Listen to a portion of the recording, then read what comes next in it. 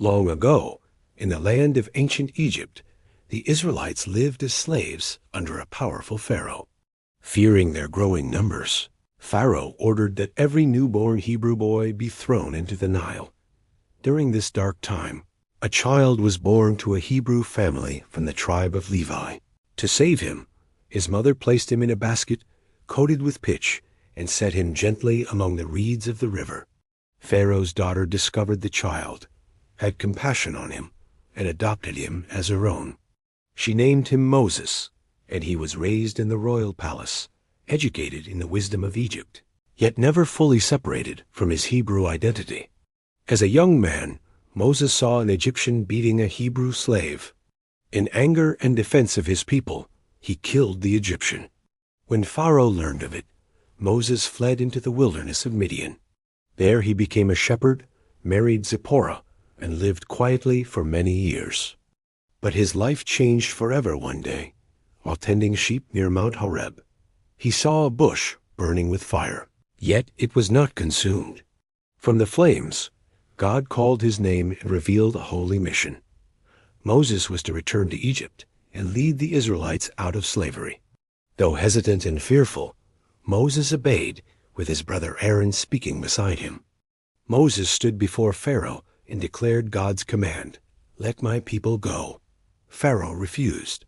In response, a series of devastating plagues struck Egypt. Water turned to blood, frogs covered the land, darkness filled the sky, and a final terrible plague brought Pharaoh to his knees. The Israelites were spared by marking their doorposts with lamb's blood, an event remembered as Passover. Broken by grief, Pharaoh finally released them. The Israelites departed in great numbers, but Pharaoh soon changed his mind and pursued them to the shores of the Red Sea. Trapped between the sea and the Egyptian army, the people panicked. God instructed Moses to stretch out his staff, and the waters parted, forming walls on either side. The Israelites crossed on dry ground. When the Egyptians followed, the waters returned, and the army was destroyed. Freedom had come. 3 months later, at Mount Sinai, Moses climbed the mountain and received God's law, including the 10 Commandments, guidelines that would shape their covenant with God. Yet while he was away, the people grew impatient and built a golden calf to worship.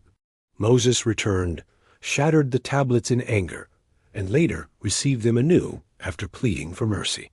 For 40 years, the Israelites wandered in the wilderness.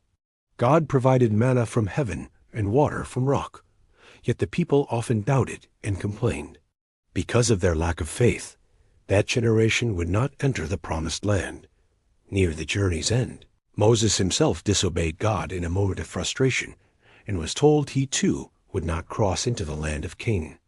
At 120 years old, Moses climbed Mount Nebo.